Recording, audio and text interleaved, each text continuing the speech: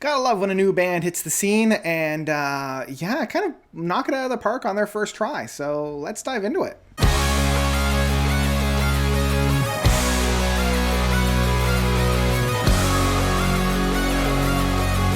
Scissorgames from Ghost of the Machine. So, Ghost of the Machine is a relatively new progressive rock band to the scene. They hail from Yorkshire, England, or Yorkshire, England, I think it is. They formed back in January of 2021 and really started working on new material that blends.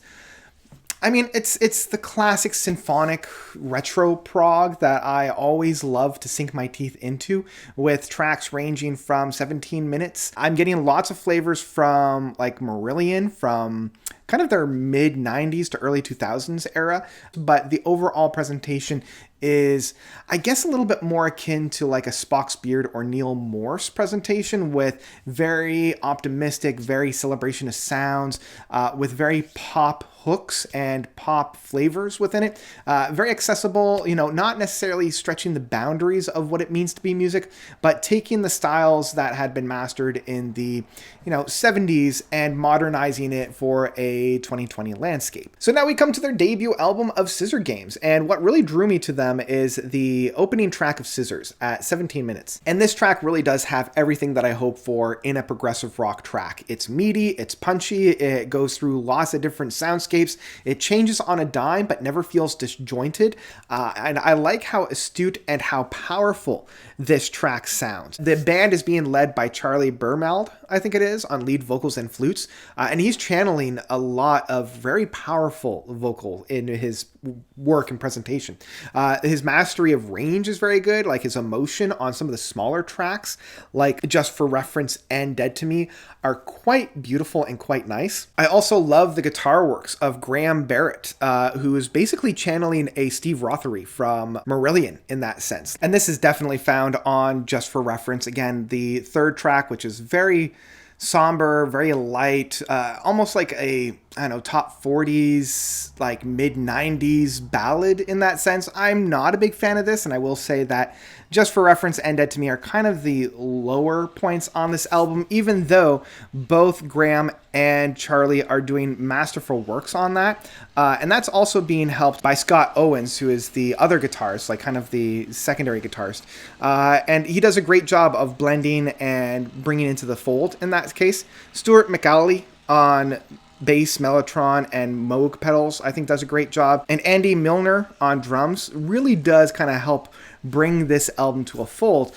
Mark Hagan on piano and keyboards, he does some really interesting things, like especially on setting tones, like on the track of Mercury Rising part 1 and 2. He does a great job of knowing which tones and how to use them very well to effectively capture a sound. All of these guys really do work well together, and even though they've been playing for about a year or so, it feels like they've been lifelong players. Their ability to jam, especially on the track of Mountain, the second track, which is kind of one of the leading tracks off of this, I really felt like it was, something very like astute, playing within this very retro symphonic prog landscape. And I want to also give credit to Mark Hogan again on the keyboards and pianos on his work with January's Child, starting off with almost like a Tony Banks feeling within his keyboards work, channeling that, or even like a Mark Kelly from Marillion. And I'm going to be, quoting Marillion because I feel like Marillion's kind of the main influence for this band, but really the staple of this is really Scissors, the opening track. I love this track, as I mentioned, where it goes, the energy that it's brought, and wow, we're having a lot of sound out there. I feel like this band spends a little too much time creating atmosphere and creating more of a somber track. And I already mentioned, Just for Reference, January's Child being another one, and Dead to Me. But the last track of Scissors, Reprised, I feel as though should have ended on a much more punchy note than it did. It is a lot more of a somber track than I think it really needs to be. I feel as though they should have amped it up like they did on Scissors, Mountain, and Mercury Rising parts 1 and 2, because these three tracks really are the staple of the track. And honestly, with 7 tracks, when the 3 tracks are like the good meat and potatoes, and then the other 4 tracks are kind of lackluster, I wasn't quite as excited about them. The weighing of the album it was a little off balance. And I feel a lot of that is just kind of with time being a little bit more comfortable where they are, and also trying to break away from some of their influences. This feels like some of the prog that I heard in the early 2000s, when people were really looking to the 70s and 80s prog and just kind of reproducing that music rather than taking those influences, bringing them into their own fold and creating something completely new.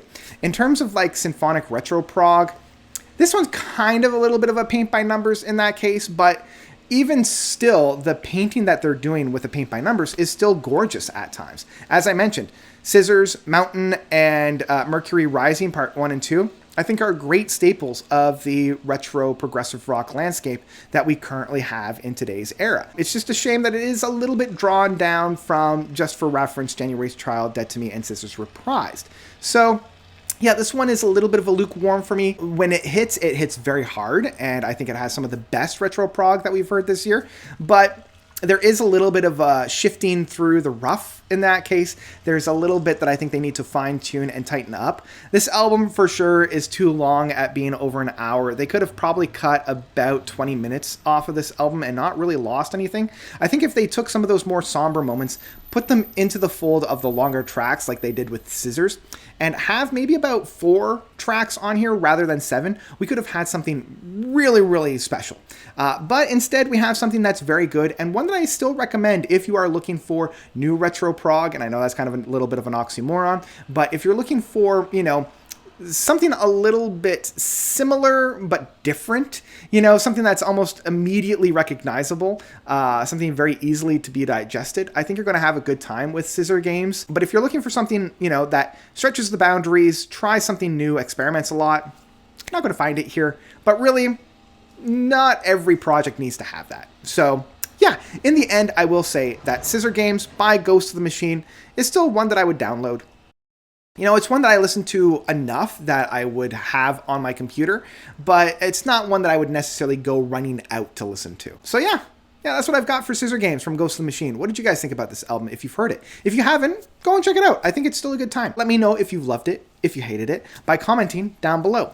And that's all I've got for you guys today. Yeah, that's all I've got. So thank you all so much for watching. As always, you guys are definitely the best. And until next time, notes out.